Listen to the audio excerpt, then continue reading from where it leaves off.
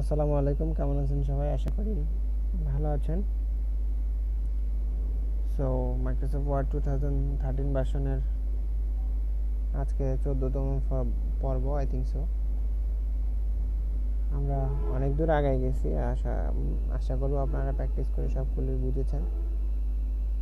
আর না বুঝলে তো কমেন্ট বক্স আছেই, আমাকে নক করবেন কমেন্টে। তো আজকে আমরা আলোচনা করব হচ্ছে রিভিউ ট্যাব নিয়ে। তো রিভিউ ট্যাবে খুব একটা কিছু নেই এখানে, জাস্ট একটা বিষয়, সেটা হচ্ছে ওয়ার্ড ফাইল ভুল হলে এটা একটা ট্রান্সলেশনের কাজ করে বা একটা গ্রামারের কাজ করে। যেমন আমরা যদি এখানে লিখি হচ্ছে হ্যালো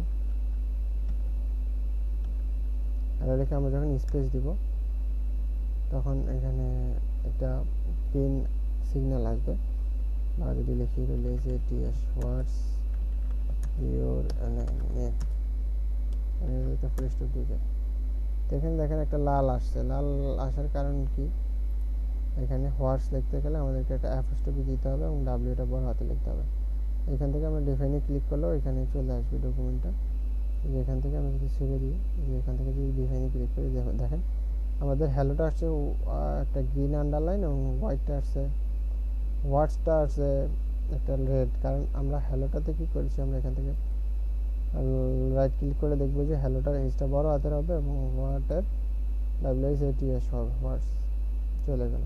এখন যদি ডিফাইন করি এটা, আর এরপরে নেমটাও বড় হাতের, আর নেমটা না, এটা কোশ্চেন মার্কটা কী হবে, লাস্টে কোশ্চেন মার্ক হবে, যেটা এটা প্রশ্ন হয়ে গেছে, আর কোনো কিছু নেই।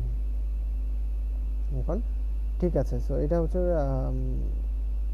কাজ, এই যে এই ডিফাইনটার কাজ। তো এখান থেকে চাইলে আপনারা কমেন্ট দিয়ে রাখতে পারেন এখানে কি দরকার, বা এখান থেকে শো কমেন্ট করে এখানে দিয়ে রাখতে পারেন।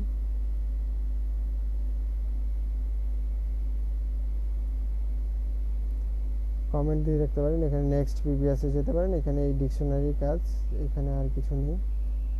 তো এইটুকুই। এটা এখানে কমপ্রেস, এগুলো আর কিছু না, এগুলো প্রয়োজন হয় না। নেক্সট প্রিভিউ, অ্যাকসেপ্ট, রিজেক্ট, এগুলো খুব একটা প্রয়োজন হয় না।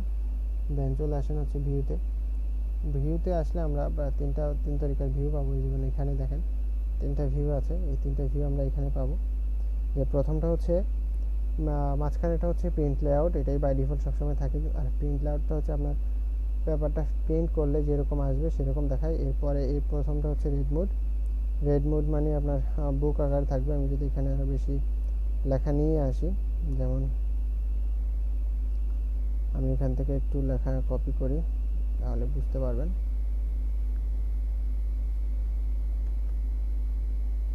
কপি করলাম অ্যান্ড এখানে নিয়ে আসলাম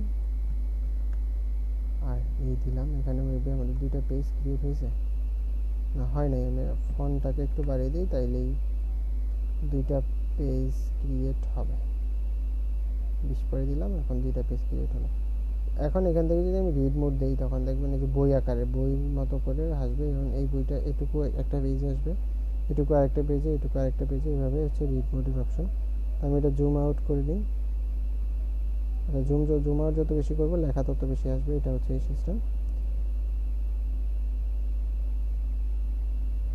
আমি আপাতত 100%-এ যদি যাই,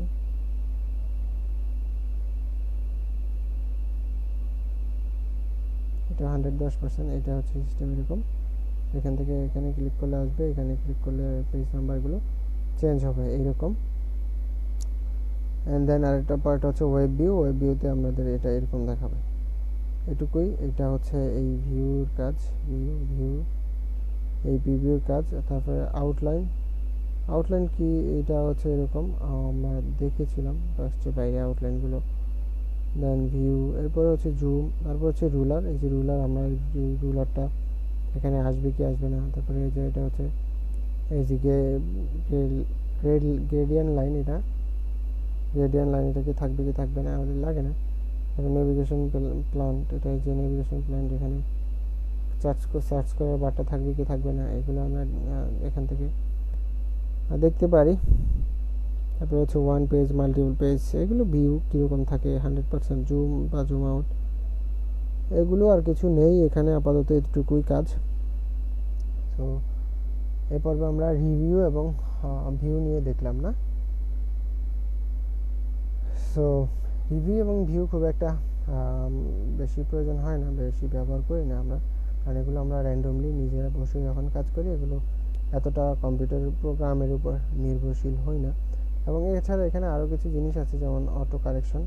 অটো কারেকশনটা কোথায়, আমি যেমন ধরেন লিখলাম ধরেন TEH স্পেস দিলে এটা ভুল আসতেছে, অটো কারেকশন করে দিচ্ছে না এখান থেকে। যদি আমি রাইট ক্লিক করি তাহলে দিয়ে আসবে। সো এখন অটো কারেকশনটা যদি আমরা অন করতে চাই, তখন ফাইল থেকে যে অটো কারেকশন আছে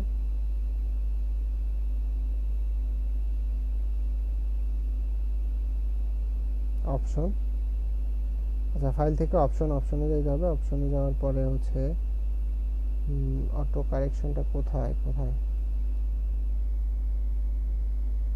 আমরা ফাইল থেকে অপশনে যাব। ফাইল থেকে যাব হচ্ছে অপশন থেকে যাব হচ্ছে এই যে প্রিফারিং, এরপরে এখানে হচ্ছে অটো কারেকশনের অপশনটা।